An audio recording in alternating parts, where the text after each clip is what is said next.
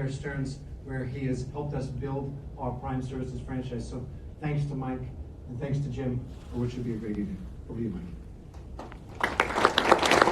Thank you, Eric. In other words, Eric owes his job to me, so that's right.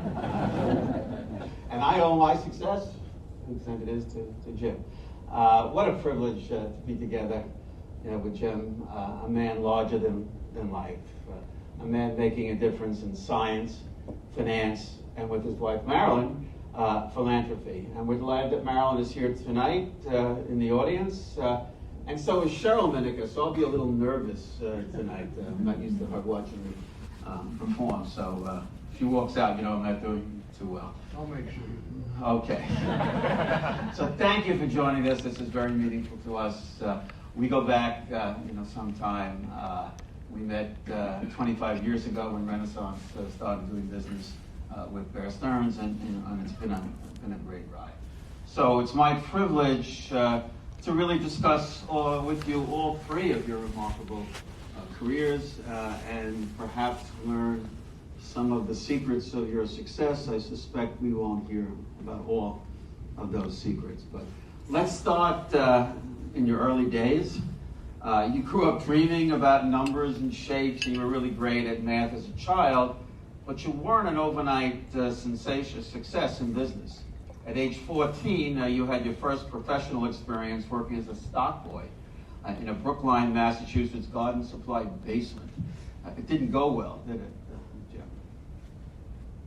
Well, it depends on what you mean by well. My job was a stock boy, and I needed to fetch things up from various bins and bring them upstairs and put them away when they came downstairs. I could never remember. There was no rhyme or reason to how these bins were organized, so I was always forgetting. So I got demoted. Now, it was hard to be demoted from stock boy. Stock basement? I was demoted to floor sweeper, which I loved. I could sprinkle sawdust in front of me, push this big boom, and think. And I was perfectly happy doing this job. This was during Christmas season. And then Christmas season was over, and the couple who ran this stock room asked me, well, what was I going to do when I grew up? So I said, I'm going to be a mathematician and go to MIT. They laughed so hard. The guy who didn't know where the sheep manure was kept was going to go to MIT, but I fooled him, and I did go. And you recovered. You started at MIT right after high school graduation, received a BS in mathematics at the age of 20, and then a PhD in math from Berkeley when you were just 23, before joining the MIT faculty in 1961, and then you spent 2 years as a math professor at Harvard. So this is the beginnings. Tell us about some of your accomplishments in math and science, during that period. Well, we don't have all that much time. Well, we don't have all that much time. Okay. Because there are many. Okay. Well, if you bring chalk with you and pencil and paper, you can work out these formulas. Yeah, I went to Berkeley and wrote a thesis. Actually, I had just gotten married. No, I hadn't just gotten married. My girlfriend, to whom I was engaged, not the lovely Marilyn sitting over there, but former woman, she came out with me to Berkeley. I was in graduate school and she was an undergraduate. But we quite quickly got married and had $5,000 in wedding gifts. So I thought, okay, well, we should invest this. So I went down to Merrill Lynch, met the only place I knew of. I met a guy there, and I had 2 stocks I thought would do very well. So I opened an account, I invested in these 2 stocks, and they did absolutely nothing for months. So I went down again, and I said, well, don't you have something that might be a little more interesting? He said, yeah, soybeans. What do you mean, soybeans? He said, soybeans. Our research says that soybeans, which are now selling at $2 a bushel, are bound to go up to $3. You can make a lot of money. I had never heard of it. I mean, I heard of soybeans, but not the idea that you could trade them. So I bought two contracts of soybeans, and after a couple of days, they'd gone way up. I mean, pretty good. And I said to an older friend of mine in the math department at Berkeley, I told him the story. I said, what do you think I should do? He said, sell them immediately, which was very good advice, which I didn't take. And the beans went down. And then I sold out at a small loss. Thought, well, it was too big, two contracts. I should only have one. So I bought one contract. And that performed okay. But I found myself going back and forth across the Bay Bridge from Berkeley to San Francisco to catch the Chicago opening. And Chicago opened at 8, and this was at 8 in the morning. And Chicago opened at 10, but 8 was unheard of to even get up that early, never mind schlep across the bridge. So I did that for a couple of weeks, and the beans would go up a little and so on. And then I came to a very intelligent conclusion. I am either going to trade soybeans or write a thesis. So I decided, the hell with the soybeans. I sold them out. I think I did squeeze a little bit of profit, and I wrote a thesis, and it was a good thesis. It was a very good thesis, actually. And it was good enough to get me to a job at MIT right away. And I went to MIT, and for the next 6 years, I worked in one field of mathematics, trying to learn that field and do some work in that field. And I didn't publish any papers, which is not such a good sign, because you're in this business, you're supposed to publish papers every year or two or more often. But it took 6 years. But you asked me what I was proudest of. This is almost what I was proudest of. I was proud of something else too, but it was really a great paper. It's had 1,500 plus citations, and it keeps getting cited, and that's from 50 years ago. So it was a really, anyway, I was very proud of that paper. And, but by that time, I was working for the Institute for Defense Analyses in Princeton as a code cracker. So that was after your MIT. It was after MIT, it was after Harvard. I went down there. So why did you join this arm of the Defense Department, the Institute for Defense Analyses? What made you do that? Well, the main thing that made me do it is I had invested, by borrowing from my father and others, some money with two Columbian MIT friends of mine, whom I had induced to start a business together because I knew they would do something very good. And they did. They started a manufacturing business. And I borrowed money to invest in this thing. But when you borrow money, you actually have to pay it back at some point. And the dividend, they weren't paying dividends yet. We thought they'd pay dividends in 2 years, but that didn't. So I needed to pay these notes back. This place, the Institute for Defense Analyses, was a code cracking outfit. It was super secret. And they hired mathematicians, and they paid them a lot. And the rule is you had to spend at least half your time on their stuff, and you could spend half your time on your stuff, your own mathematics, and they paid well, so that's why I went. The reason, but you got fired, I believe. How did you know I got fired? I did my research, this didn't show up. I did get fired. Here's how I got fired. Who in the room is old enough to remember a guy named Maxwell Taylor? He was a general. Anyone remember Maxwell Taylor? Okay, there's a few hands put up. well, he was head of the works at this place called the Institute for Defense Analysis. He'd been the head of the Joint Chiefs of Staff and so on. He was a very famous general. But in his dotage, he was head of the works of this place, of which, where I was one unit. And he wrote a cover story for the New York Times magazine section saying, we're doing great in Vietnam, we just have to work it through and it's going to be all terrific. Well, I didn't have the same view, so I wrote a letter to the New York Times saying not everyone who works for General Taylor shares his views, and I gave my views, which was, this was the stupidest thing we ever did, and we should get the hell out of there as quickly as possible. No one said anything. No one said anything. That was fine. But a few months later, a young guy caught up with me and he said, I'm a stringer from Newsweek magazine, and we're doing a story on people who work for the Defense Department who are opposed to the Vietnam War. And I'm having trouble finding such people. Could I interview you?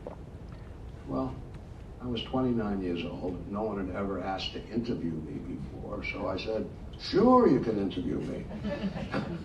So he interviewed me, and among other things, I said, well, the rule here I couldn't tell him what we did there at all, but whatever we did, you had to spend at least half your time with their stuff, but you could spend the other half on your stuff. And I said, yes, well, my policy is now I'm spending almost all my time on my stuff, and when the war is over, I'll spend almost all my time on their stuff to, make it come out even. I think you answered my question. I answered your question. So I went back to the office. That was the only smart thing I did that day, and told my local boss I gave this interview. He said, what did you say? I told him what I said. He said, I have to call Taylor. He went in, he called Taylor. He came out 5 minutes later and said, you're fired.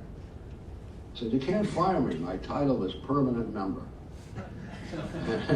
He said, well, here's the difference between a temporary member and a permanent member. A temporary member has a contract. But of course, a permanent member didn't have a contract, so I was out. But it didn't bother me because I knew I could get a good job because I had published this paper that I just referenced and so on. So to this point, you published papers, you've been a serious math and science student, but you're still dabbling a little bit in Bogota, Colombia, and the soybeans. And then I guess you had to do something. So somehow at the age of 30, you became the chairman of the Stony Brook Math Department.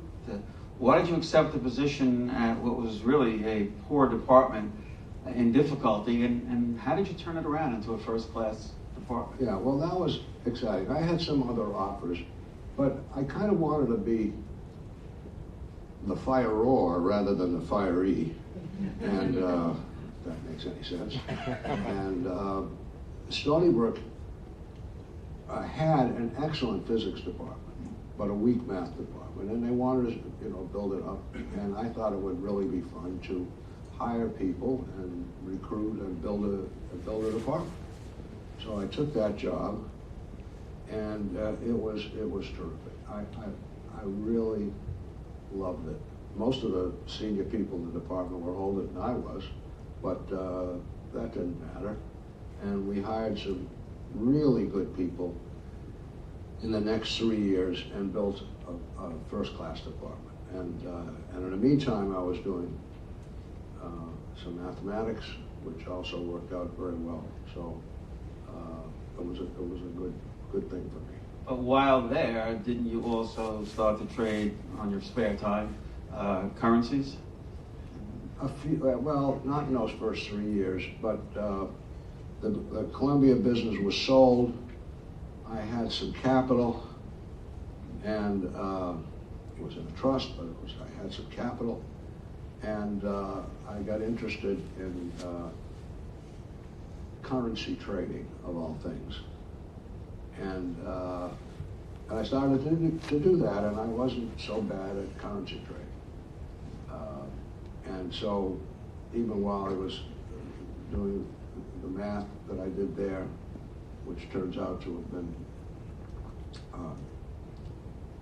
very, very good, and I won a prize for that. I was trading currencies, and it was a lot of fun. And I finally stepped down. I had met my lovely wife by then. Was I trading currencies when I met you? Not when we met, but soon after we met, you sold part of the Columbia business, and that's Yeah, when... it was just before that. Yeah, that's when Marilyn and I met. I was broken up with my first wife,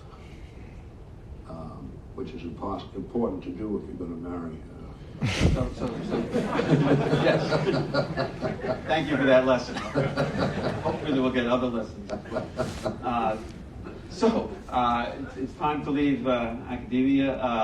It was after you co-authored the characteristic forms of geometric invariance with Berkeley geometer Chern.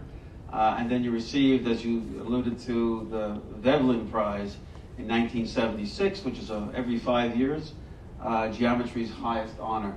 You received that in 1978, and then you left Stony Brook, really to start the second career. Yeah. And you started a fund called Limroy, investing in all kinds of things, apparently.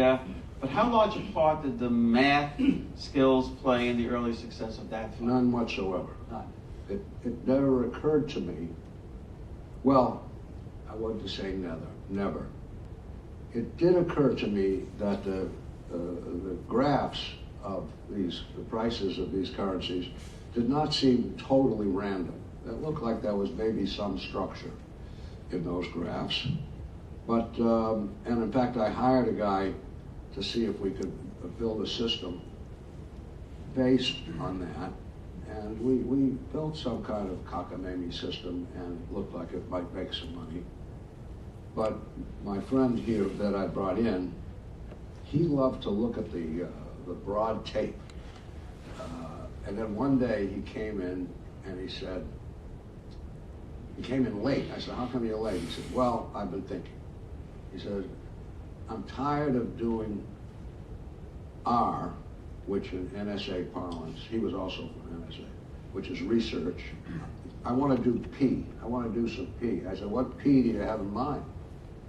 He said, Margaret Thatcher has been sitting on the pound, and she can't do that forever, and the pound's going to get way up, go way up. And I said, Lenny, his name was Lenny, I wish you'd come in earlier today. He said, why? I said, because Margaret Thatcher just sat up, just stood up. He said, the pound is up. I said, yeah, it's up 5 cents already. He said, that's nothing. It's going to go up 50 cents. So we bought some pounds, and it really did go up. And from then on, Lenny didn't want to look at any graphs or any stuff like that, any models. And he was just trading fundamentally, and we did remarkably well in Limroy. The first year we doubled the fund, and the second year after fees, and the second year multiplied it by 6. So it was up by. But nothing to do with your future. Nothing to do. Type of nothing to do with investment that. trading. But we did keep up. I brought some other guys in, and they looked at the systems, possible systems, and gradually some systems got developed which looked like they could be useful. And we started partway using systems, but still fundamental trading, and I was also doing venture capital. I was doing a bunch of things. But finally, we broke up Limroy. My investors were tired of venture capital. They just wanted trading. And we started changed the name to Renaissance, the management company, and we started a fund called Medallion, the Medallion Fund. And now we're in the late 80s. I guess so. can't remember exactly when, but yeah, probably late 80s. And the medallion was all systematic. However, and I was overseeing it. I was not involved in the details of it at all, because I had been doing a bunch of stuff. And it worked well for a couple of months and then started losing money, and it was steadily losing money. And I said to the guy who was running it, well, what's going on? He said, oh, well, not to worry. I said, well, I am worried.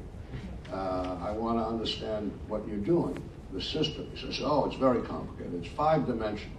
I said, I don't care how many dimensions it is. Let's just boil it down to 2 or 3 dimensions and see what the heck it is. It was nothing but trend following. That's really all it was. And trend following in commodities in 10 years earlier, 15 years earlier, was a good way to make a living.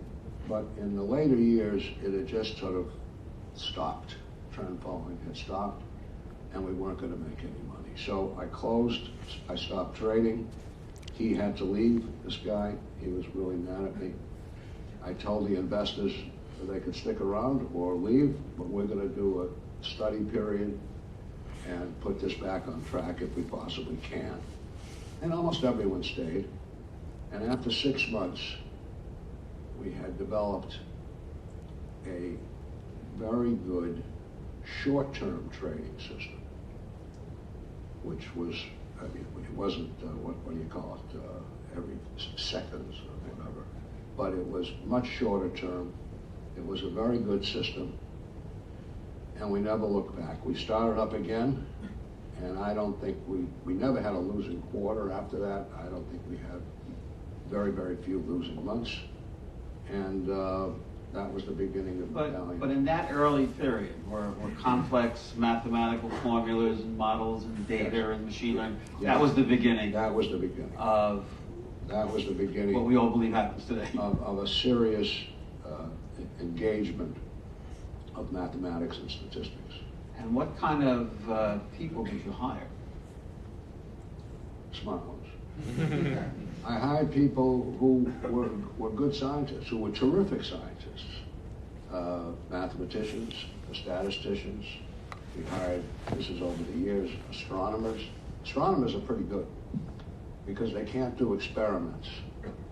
They want to understand what the data up is there in the sky. Okay, that's the data. You have to analyze it and figure out what it's all about. So, well, financial data is something else that you could try to figure out and learn what it's all about. So we hired all kinds of people, but the important thing was that they were extremely smart. And No it economists. was great. No economists.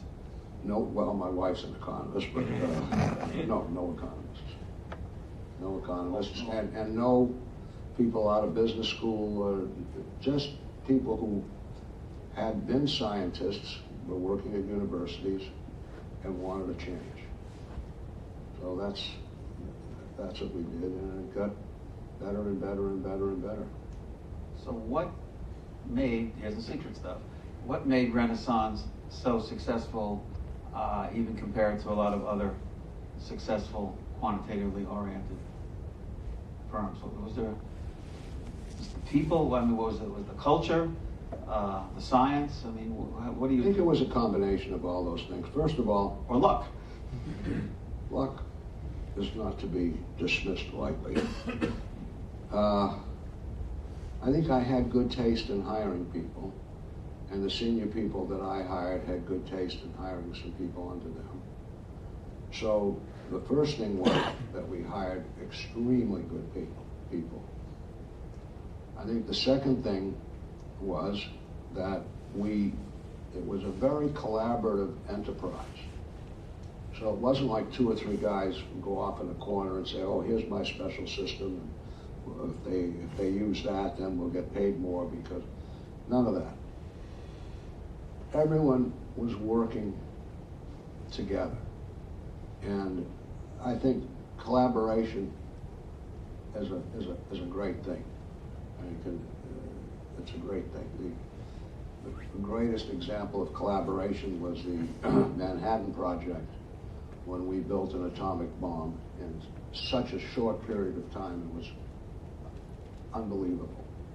And that's because they brought all these brilliant physicists and some mathematicians, and everyone knew what everyone else was doing. Inside the walls, it was open. Outside, of course, it was classified. And so I'm a big believer in collaborative efforts.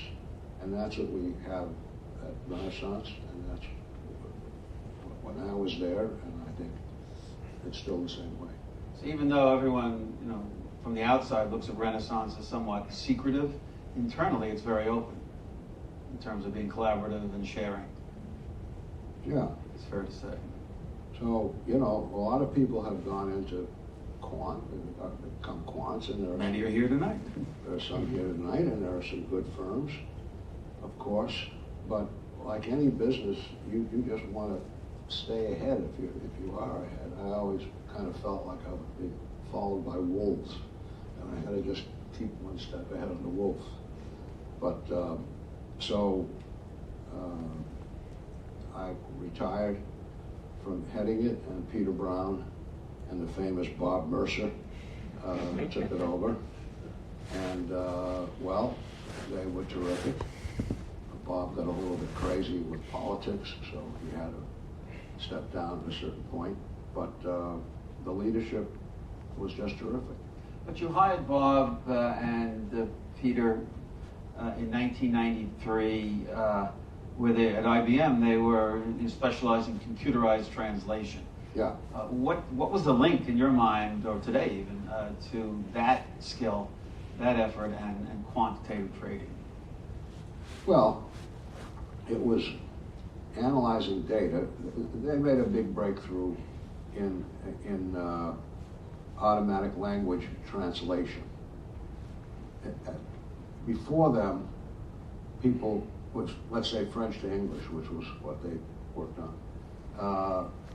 Oh, you have to know all the vocabulary, you have to know the grammar, you have to know this, you have to know that before you can possibly do this. They took a different approach. They got the record of the Canadian Parliament, all the written records of the discussions and so on. They were simultaneously in English and in French. So now they had reams and reams and reams and reams of material, which one was the translation of the other. And they had some good ideas about how to deal with this. And then all of a sudden, they were able to do automatic language translation. But it was a great deal of data analysis. So what we do in finance is data analysis, quantitative finance. There's no difference between. So they were recommended, well, Bob Mercer was recommended to me by a guy named Nick Patterson, who was in the firm, and Patterson had been an IDA. He was a code cracker type guy.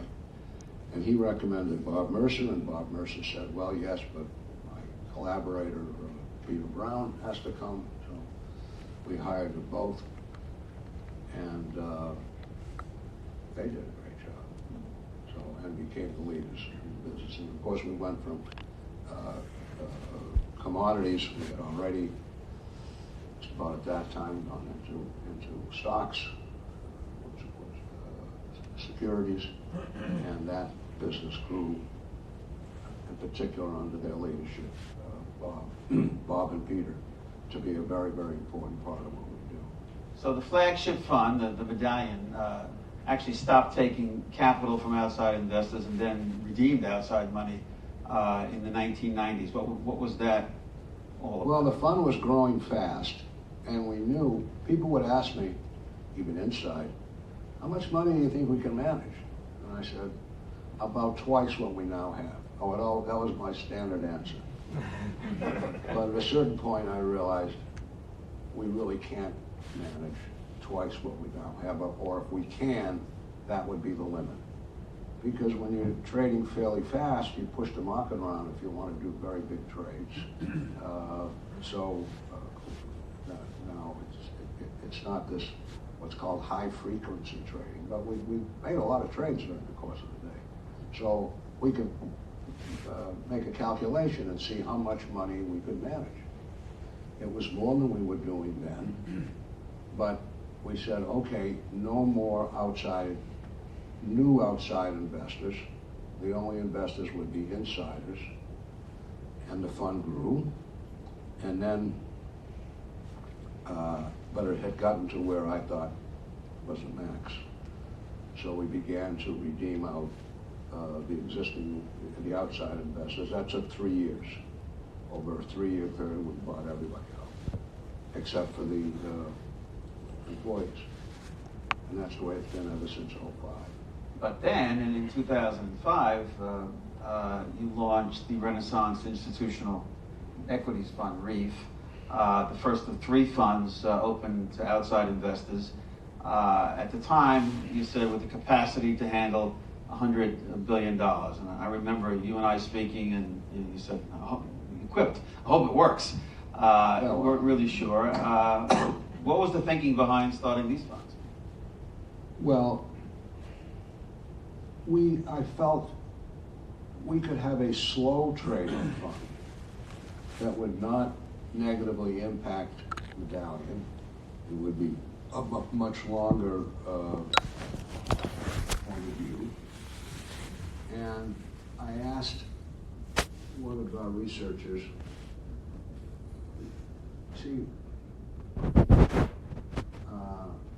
I was thinking, I had a friend who was head of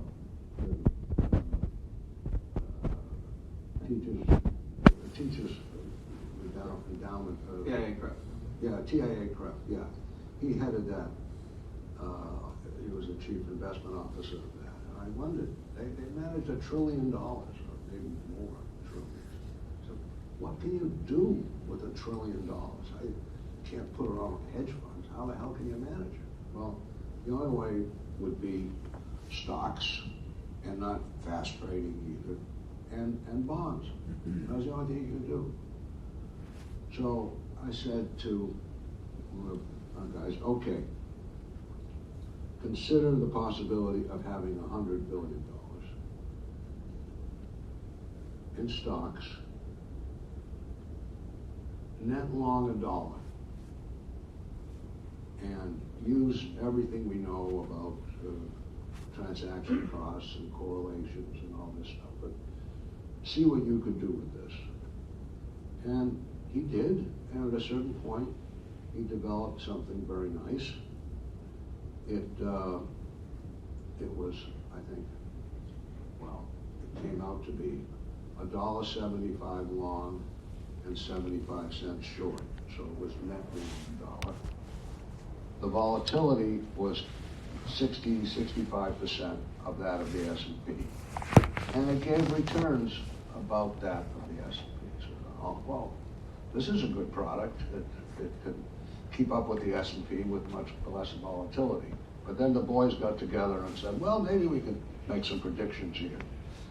So then they went to work, and then they developed some predictions.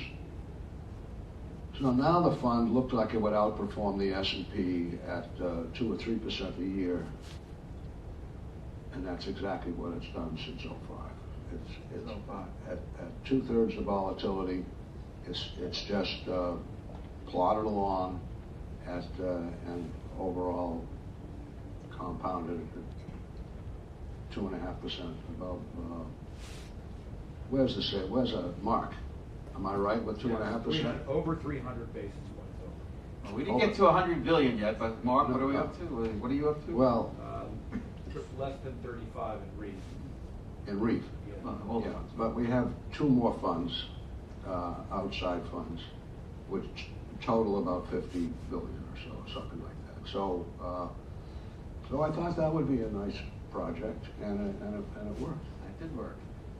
Not a straight line, though. So in 2008, during the financial crisis, including the run on the bank on Bear Stearns, you had a front row seat, so did I. What are your recollections of that time, and what impact did it have on running those funds? Well, those funds, well, it was just REIT at that time, took a hit. The stock market took a huge hit. Those times, I didn't know what to make of them.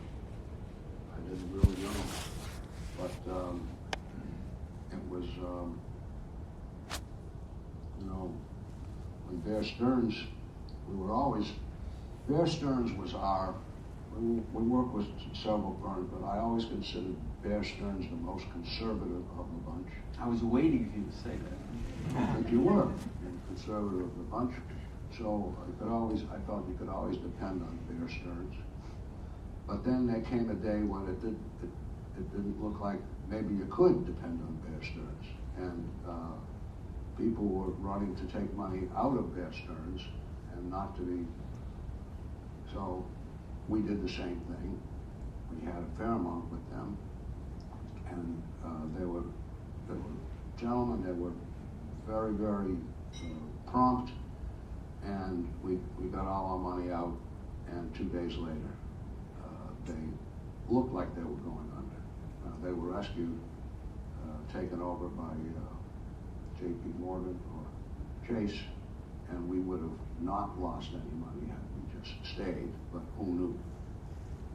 So then, and we also had a lot of money with Lehman Brothers, and we started looking at their balance sheet and got more and more distressed.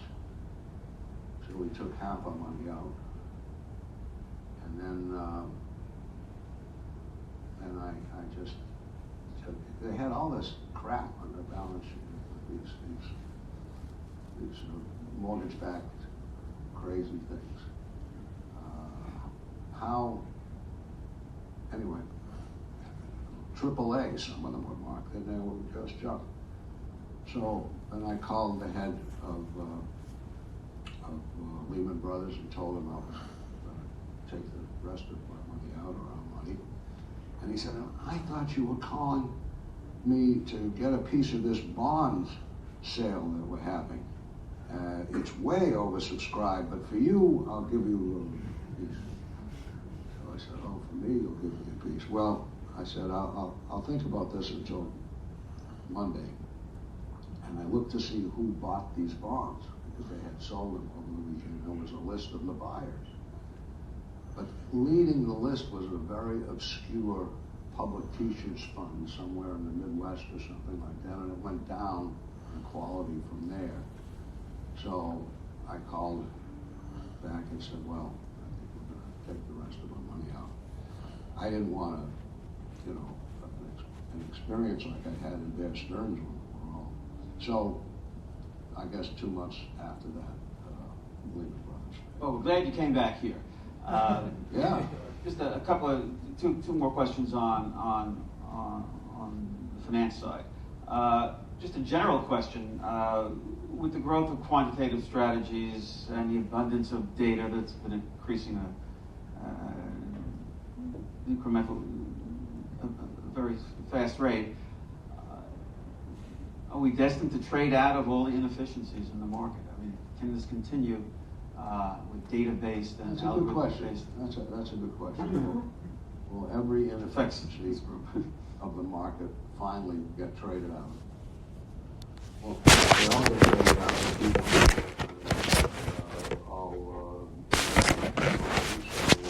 they wouldn't stay in the business, and the inefficiencies would come back a little bit. So my thinking is it will stabilize at some level of inefficiency, and the best people, hopefully, Renaissance being one of them, will be able to scoop up that, and other people won't be able to do it. But I don't think all the inefficiencies will ever be traded out of the market, because those very people who would be trading them out would go broke, and then the inefficiencies would come back. That's my opinion. So, and finally, before turning to philanthropy for a moment, is there a risk, with all the success of the quantitative trading and investing generally, is there a risk that the best minds in science and math will gravitate to investing, leaving a shortage in other more worthy fields? Is quant trading, good for markets? Is it good for society? Yeah, well, I think the fraction of people, of really people who could be really terrific scientists working in finance is quite small. There are a lot of jobs at, Google would hire a lot of those kinds of people and so on. So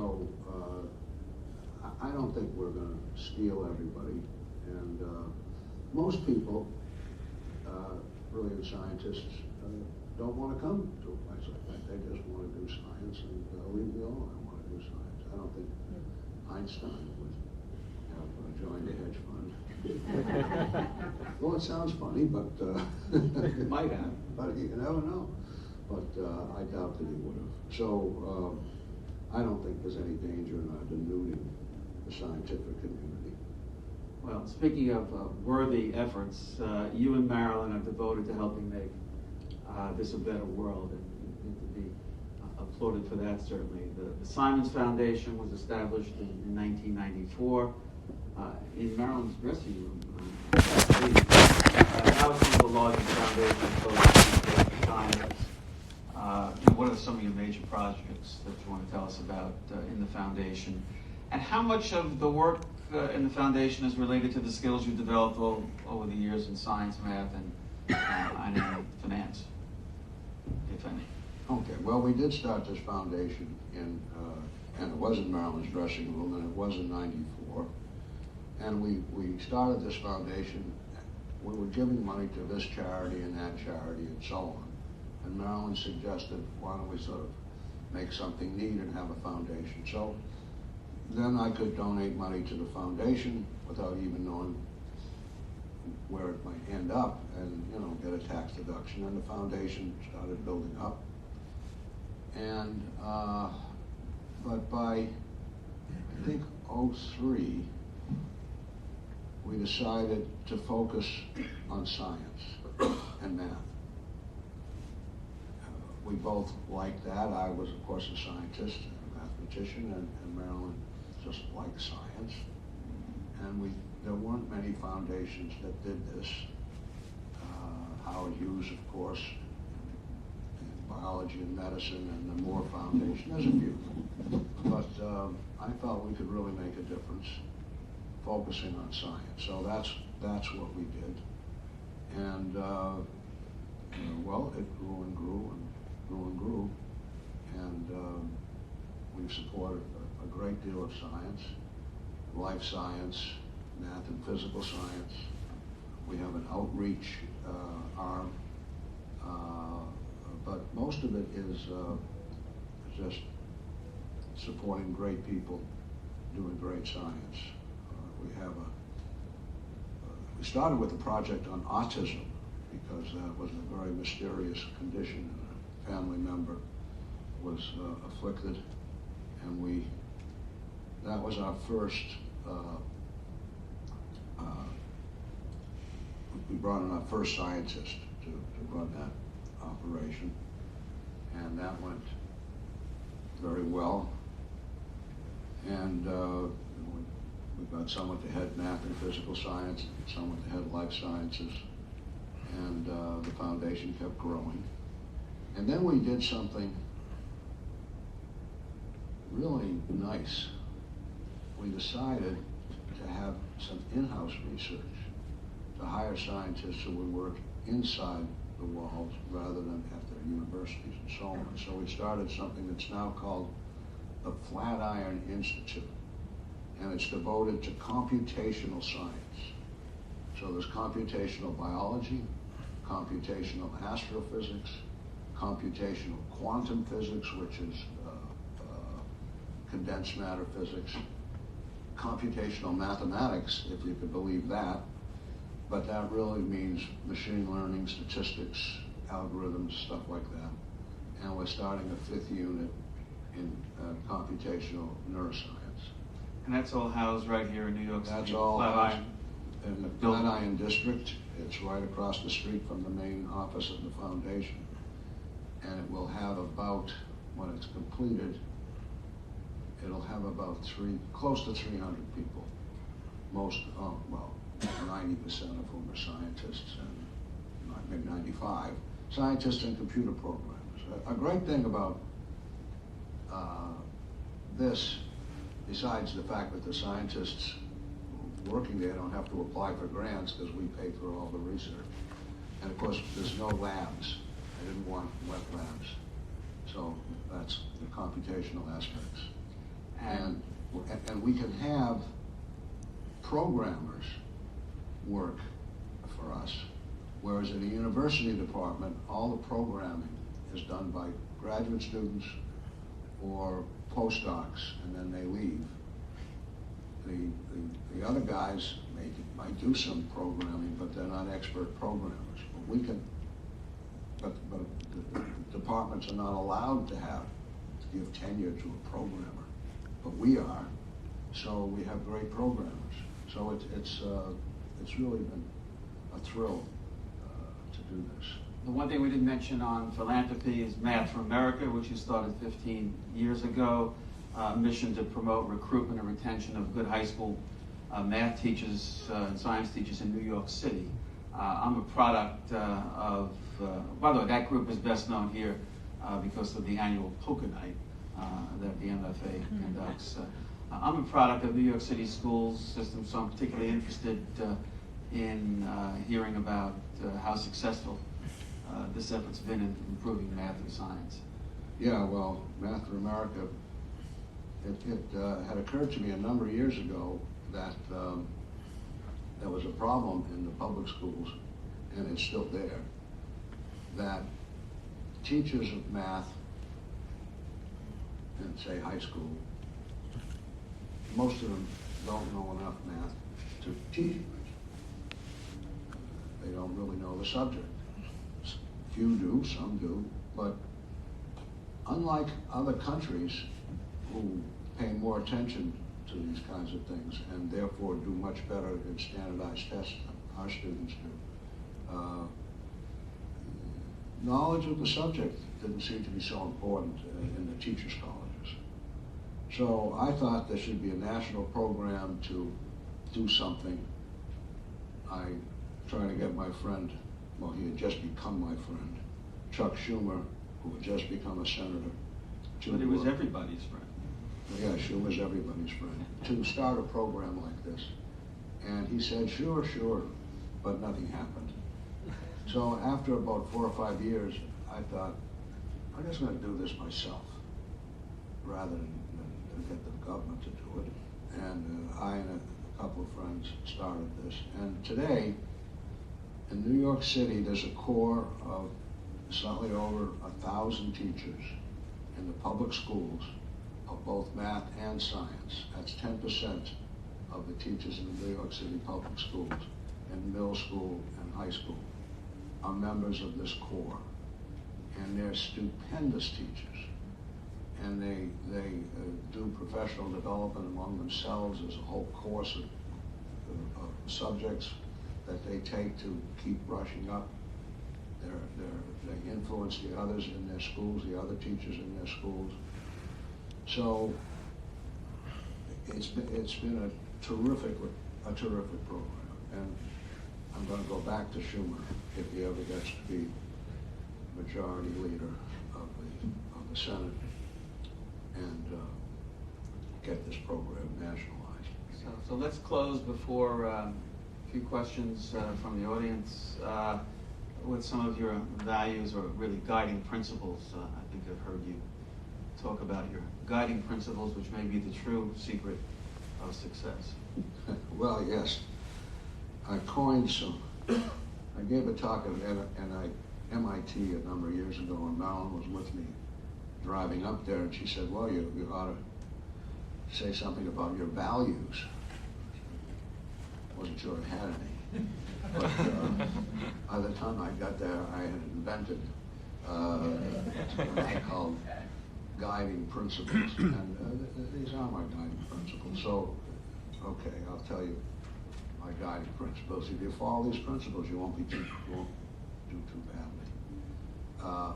First, do something new. Don't run with the pack. And that particularly appeal to me because if I have to run with the pack, I'm not the fastest runner in the world, and I'm not going to win the race. Do something different and do something new. Second, work with the smartest and best people you possibly can. They'll amplify whatever you can do. And don't worry if they're smarter. They hope they're smarter than you. But surround yourself with brilliant people. The third might sound strange, but it isn't. And it's be guided by beauty. Now, beauty, well, we all know, a poem is beautiful or a painting is beautiful. But a theorem can be beautiful. A theorem in mathematics can be beautiful. An organization that is really running on all cylinders, perfectly meshing, and that you can be very, very proud of, that's a beautiful thing. The fourth principle is don't give up. At least don't give up easily. To do something very well often takes a long time to get it right. And the last principle is hope for good luck. And, well, maybe you'll get some. Thank you, Jim.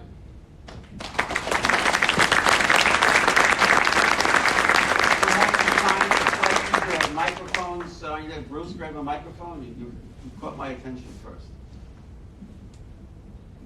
Thanks, Jim. Question for you. So when you look forward, let's kind of look back at quant investment strategies and trend following that became obsolete, and then big data became algorithms and became factor analysis. And as you move to computer learning and AI, can you explain to us how you think the future of investing looks? And these great scientists, might they be replaced with technology in the future? So can you give us a little insight as to what the future holds for Renaissance and maybe next couple of decades, next several decades of investing? Well, Samuel Goldwyn once said, I never make predictions, especially about the future. And I don't like to make too many predictions. Obviously, technology will get better and better, and some things will maybe be done completely by machines. Of course, today it's all computerized, and the computers put down the trades and so on. When I'm holding a finger up in the air and saying, what trade do you want to make now? So it all comes out of the system. So I suppose there'll be more of this in the future. I don't know very much about artificial intelligence per se, so I don't want to opine on that. But I think there'll be more quant funds perhaps than there are today. But there are other very legitimate ways, when I say time-tested ways to make a profit besides, quantitative methods. And I'm sure many of you understand that. So I don't think Warren Buffett was a quant, but overall he seems to have done pretty good with just common sense and smarts. So. Anybody else? Yes, microphone. How many years of your financial career would you give up for the thrill of publishing another paper of the caliber of the Chern-Simons paper of 1974? That's an interesting question. Well, I'd certainly give up a number of years if I could solve the Riemann hypothesis. That's the oldest unsolved problem in mathematics. I'd give up a year or two if I could do. I went back to math after a while and did some pretty good math about 10 years ago. But now I'm beyond, I'm not going to do any more math, I don't think. Maybe I'll get an idea. But no, I mean, I would certainly sacrifice some of that time. Did you have a particular challenge in mind? That was a pretty good paper by itself. So. Anybody else?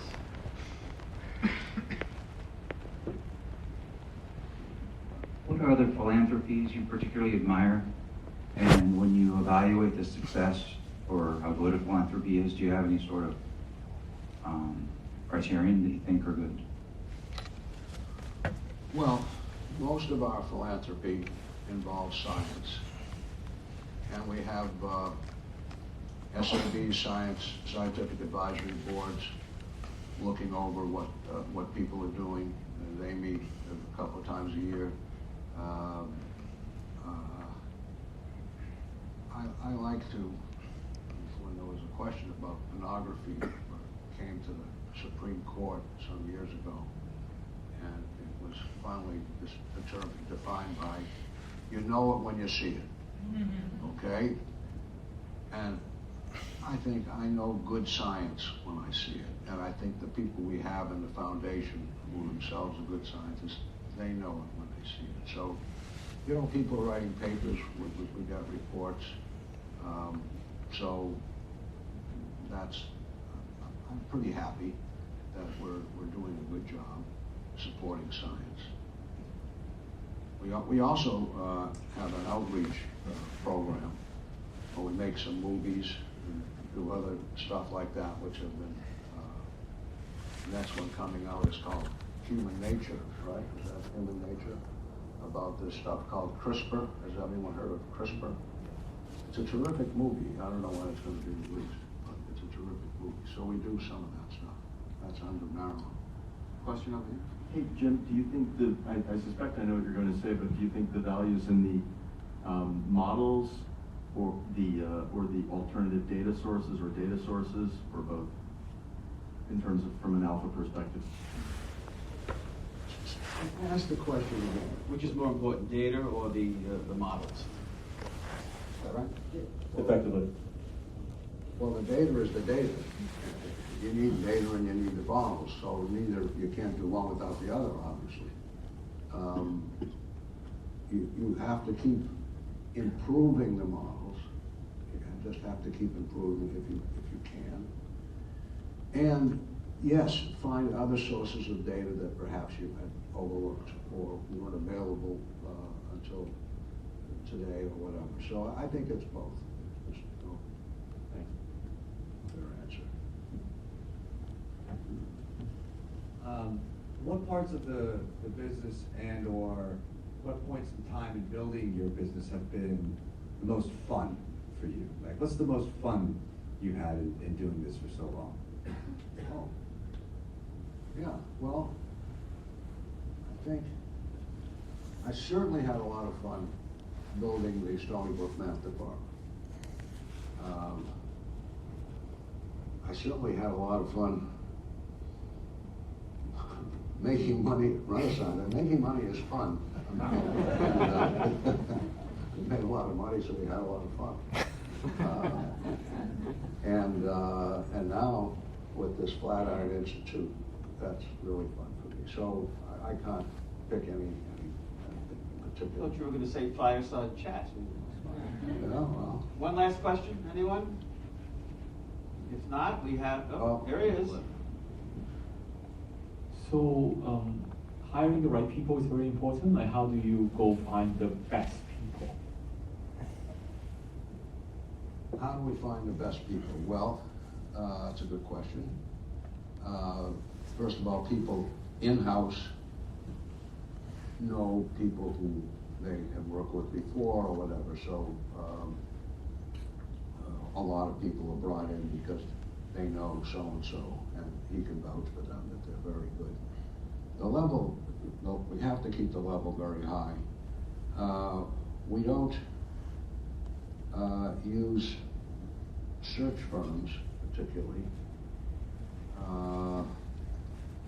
but I went out to Renaissance a couple of weeks ago and sat with the most recent five research of people who have been hired, in the past year. So there's 5 people had come in the previous 12 months. And I was just dazzled. I had nothing to do with hiring them. I was just dazzled by these people. And so one way or another, we reach out and find good people. Right? If you have any ideas for someone we might hire, Looking for a job. you know. With that, thank you, Jim, again.